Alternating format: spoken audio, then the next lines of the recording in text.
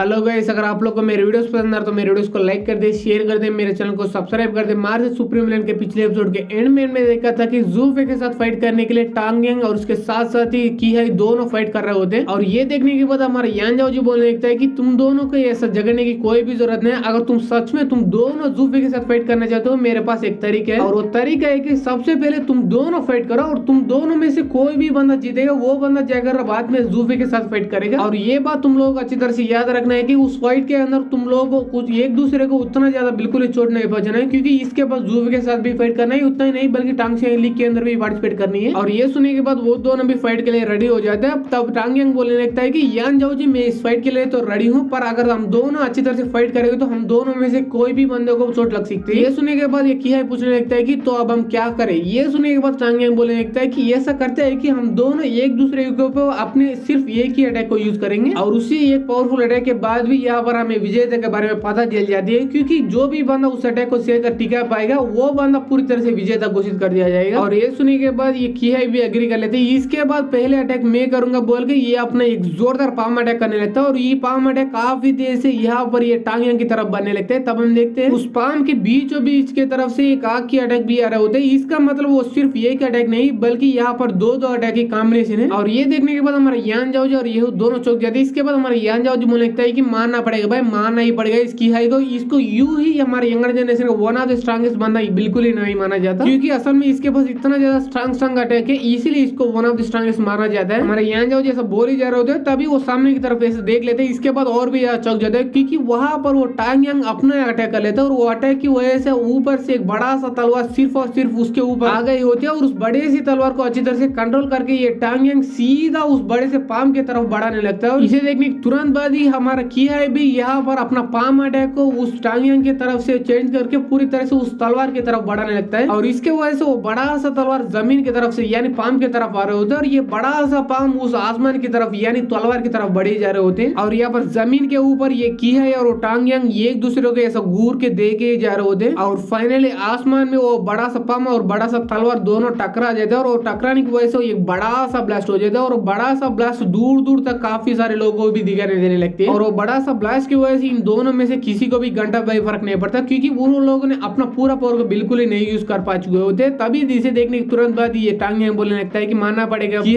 तुम असल में काफी स्ट्रांग हो, क्योंकि मैं अपना one of the strongest attack को करने के बाद भी तुम्हारा अटैक मेरे अटैक के सामने पूरी तरह से टिक पाई है। ये सुनने के बाद एक किहाई बोलने लगता है कि तुम्हें मेरा झूठा तारीफ खोलने की कोई भी जरूरत नहीं, क्योंकि तुम भी किसी से कम नहीं हो, तुम ऑलमोस्ट मेरा जितना स्ट्रांग हो और मेरे से भी स्ट्रांग हो सकते हो। पर यहाँ पर मुझे भी मानना पड़ेगा भाई, झूठे तारीफ करने में मैं तेरे जितना बिल्कुल ही अच्छा नहीं हूँ, तो इसलिए यहाँ पर झूठे तारीफ करने में तुम मेरा जीत गए हो। यहाँ पर ये सुनने के बाद ये टांग यांग बोलने लगता है कि मेरा इतना ज्यादा तारीफ करने के लिए आपका काफी ज्यादा शुक्रिया की है, पर यहाँ पर आप अभी भी ज़ूफे के साथ फाइट करके यहाँ पर देखना चाहते हो, आप अच्छी तरह से फाइट कर सकते हो। अब मैं आपको बिल्कुल भी नहीं रोकूंगा, क्योंकि अब मैं अच्छी तरह से देख चुका हूँ कि आप कितना ज्यादा स्ट्रांग हो। ये सुनने के तुरंत बाद ही वो किहाई अपने स्टोरेज बैग के अंदर से एक दारू के बॉटल निकाल लेते हैं। इसके बाद वो यहाँ पर दारू पीते पीते बोलने लगता है कि अगर ऐसी बात हो मुझे भी यहाँ पर ज़ूफे के साथ फाइट करनी है, तो इसलिए हम दोनों मिलकर ये अच्छा जगह ढूंढेंगे, वहीं पर जाकर हम दोनों अच्छी तरह से फाइट करेंगे, क्योंकि मैं भी देखना चाहता हूँ इतना सालों के अंदर अंदर ये ज़ूफे मेरे से कितना ज्यादा और भी ज्यादा स्ट्रांग बन चुका, और मुझे इतना ज्यादा और भी ज्यादा स्ट्रांग बनना पड़ेगा। ये सुनने के बाद ज़ूफे भी एग्री कर लेते हैं। इसके बाद ज़ूफे और किहाई वहां से चले जाते हैं एक अच्छा प्लेस को ढूंढकर वहां पर फाइट करने के लिए। और वो लोग वहां से जाने के बाद हमारे यान जाओ से ये पूछ रहा होता है कि यंग मास्टर, क्या आप भी उनमें से कोई बंदे के साथ फाइट करना चाहते हैं क्या? क्योंकि अगर सच में आप उनके साथ फाइट करेंगे तो उनका स्ट्रेंथ और वीकनेस आपको काफी जल्दी ही पता चल जाएगी, तब आप टांग यांग लीग के अंदर उनके साथ फाइट करने में आपको काफी ज्यादा इजी हो जाएगा। ये सुनने के बाद हमारे यान जाओ जी बोलने लगता है कि हाँ, मैं भी फाइट करना तो चाहता था, पर वहां पर वो दोनों फाइट करना चाहते हैं, तो इसलिए मैं उनको बिल्कुल ही रोकना नहीं चाहता हूँ। और वैसे भी मुझे कोई भी जल्दी नहीं है टांग यांग लीग के अंदर यहाँ पर जाकर फाइट करने में, क्योंकि मुझे अच्छी तरह से पता है कि कोई ना कोई तो कमीना मुझे ढूंढते ढूंढते यहाँ पर आकर मेरे से फाइट करेगा, क्योंकि ये टांग यांग लीग का वन ऑफ द फेवरेट मैं भी हूँ, तो इसलिए मेरा स्ट्रेंथ भी कोई ना कोई कमीना तो जरूर चेक करना ही चाहिए। तो इसलिए मैं जल्दबाजी बिल्कुल ही नहीं करना चाहिए। ये बोलते बोलते ये को लेकर कहीं पर जा रहा होता है रिलैक्स करने के लिए, तभी वो लोगों को कुछ बंदे दिखाने लगते हैं। उनमें से एक पर्टिकुलर बंदे को देखने के बाद हमारे यान जाओ जी बोलने लगता है कि ये बंदा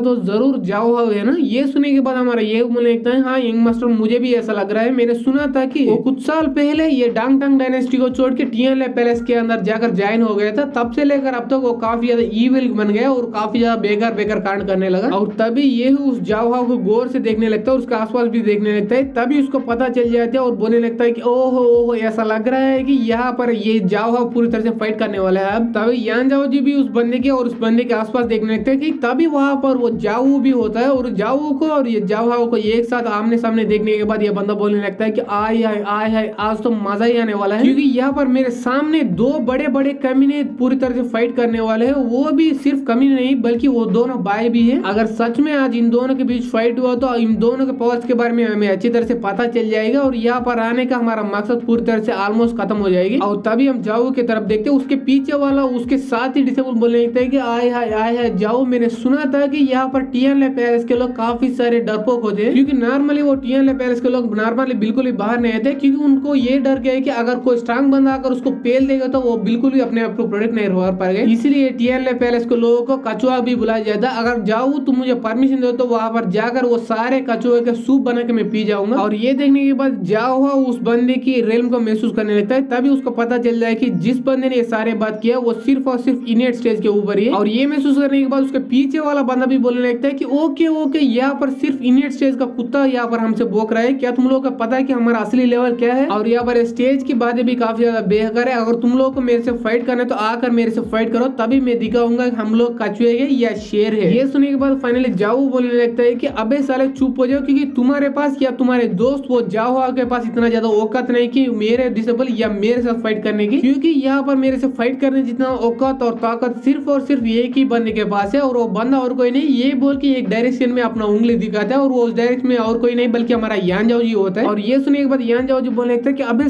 साले कुछ मिनट पहले तुम दोनों फाइट कर रहे हो तो इसलिए तुम दोनों ही फाइट करना, बीच में मुझे क्यों जकड़ रहे हो। ये सुनने के बाद ये बोलने लगता है कि यंग मास्टर मुझे ऐसा लग रहा है वो बंदा जानबूझ के आपके साथ फाइट करना चाहता हो, तो इसलिए मुझे ऐसा लग रहा है आप वहां पर जाओ, उसके चीड़ के रखो और फाड़ के रख दो, उसको पूरी तरह से जमीन के अंदर गाड़ के रखो, क्योंकि मैं देख रहा हूँ काफी सालों से वो बंदा आपके पीछे पड़ा रहा है, आपको पूरी तरह से नीचे दिखाने की कोशिश किए जा रहा है, तो इसलिए आप मुझे पूरी तरह से फाइनली गुस्सा रहे। तो इसलिए यंग मास्टर जाओ, जाने के तुरंत बाद उसके फाइट करो और उसके साथ फाइट करने के तुरंत बाद उसको पूरी तरह से हिला के रखो। ये सुनने के बाद हमारे यान जाओ जी बोलने लगता है कि अबे साले ये हो, अगर तुम्हें सच में इतना ज्यादा हिलाने का मूड है तो वहां पर जाकर अकेले जाकर हिलाओ, मुझे हिलाने का मूड नहीं है तो इसलिए मैं बिल्कुल भी नहीं हिलाऊंगा। और वैसे भी मुझे उस जाओ बंदे को देखने के बाद थोड़ा बहुत गड़बड़ लग रहा है अभी, तो इसलिए मुझे अभी इसके बंदे के साथ बिल्कुल भी फाइट नहीं करना। अगर टांग चैनल के अंदर फाइट करे हो तो मैं फाइट कर सकता हूँ, पर अभी के लिए मैं उसके साथ बिल्कुल ही नहीं फाइट करूंगा। और जब तक वो मुझे ट्रम्प कार्ड नहीं दिखाएगा अपना तब तक मैं उसको ऐसे ही ऑब्जर्व करता ही रहूंगा। और ये सुनने के बाद वहां पर जी चैन भी होते, वो भी बोलने लगता है कि यहाँ यान जब जो मुझे भी ऐसा लग रहा है, क्योंकि कुछ साल पहले मैं भी उसको एक माउंटेन के अंदर मिला था और कुछ साल पहले वो इतना ज्यादा स्ट्रांग बिल्कुल ही नहीं था, और अब देखो ये इन्वेट मास्टर स्टेज के मीडियम लेवल के ऊपर जा चुका है। इसका मतलब इसको जरूर पिछले साल के अंदर ही कुछ ऐसा कमाल का अपॉर्चुनिटी जरूर मिल गया होगा। और नॉर्मली यहाँ पर कोई भी बंदा इतना जल्दी अपना लेवल अप को बिल्कुल ही नहीं कर पाता, तो इसलिए मुझे ऐसा लग रहा है यहाँ पर कुछ ना कुछ तो गड़बड़ चल रही है। तो इसलिए मैं भी यान जाऊँ जी तुम्हें यही सजेस्ट करूंगा कि उसके साथ तुम आगे जाकर भी थोड़ा संभाल के रहना और बिल्कुल ही फाइट करना। अगर तुम्हारे पास कोई चॉइस हो तो तभी हमारे एपिसोड यहीं पर खत्म हो जाती है।